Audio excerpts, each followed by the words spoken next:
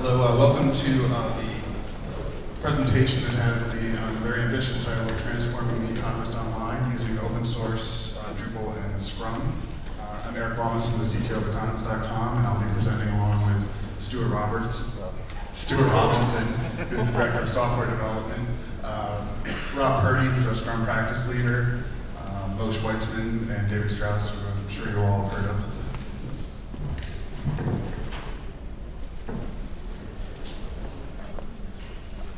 Great. In this presentation, we're going to discuss our business, which does include some numbers about the publishing industry, our decision to move to Drupal, adopting Scrum, and we're going to have a kind of discussion with David and Stu and Moshe about our incremental approach to replacing our current site with Drupal. And we're going to talk a little bit about how kind of Drupal and the ethos of open source influenced our organization. And we plan to have about 15 minutes reserved for questions at the end. Okay, for those of you who don't know us, The Economist is a weekly magazine, although we call it a newspaper, that was founded in 1843 as an advocate of free trade. The gentleman who founded the newspaper was apparently incensed by the passage of protectionist corn laws.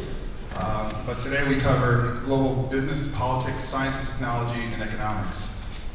The Economist reaches millions of people each week through our print newspaper and online. Over the past few years, we've enjoyed steady growth in our audience, both in print and online. Unfortunately, it's not so great for the magazine industry as a whole. The business environment is pretty tough. Generally, both the audience and, more troubling, the ad revenue are declining, with magazines being hit particularly hard. Despite the bleak outlook, as I said, The Economist is doing well. And that is largely because of the strength of our brand and the loyalty of our readers. But the overall market is declining, making the long-term outlook somewhat uncertain. We're in a position now of gaining market share, but the overall market is declining. So what do we do about this? We took a step back and kind of took a vision to build the foremost destination online for analyzing and debating the global agenda, drawing on the intelligence of journalists, readers, and guests. So what does that mean?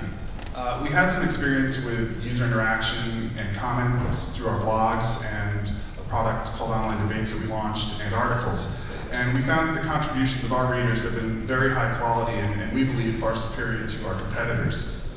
So our strategy is to get our readers more engaged in the site by giving them more opportunities to participate.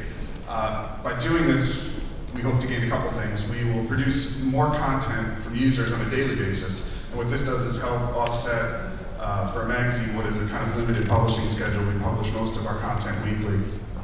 And by doing this, page views tend to track publishing volume. And by generating more content, we give our readers more reason to come back to the site. This increases traffic, thus increases inventory, so we can sell more ads even if they are at a cheaper price. Another benefit is a deeply engaged audience is very attractive for premium brand display advertising, and we do still see an opportunity for growth there. We also plan to introduce some premium services, like paid premium content, and like every other publisher, we're trying to figure out how to charge people for content. So, we've got this new strategy, so where are we? Stu's going to tell us. Well, before we start,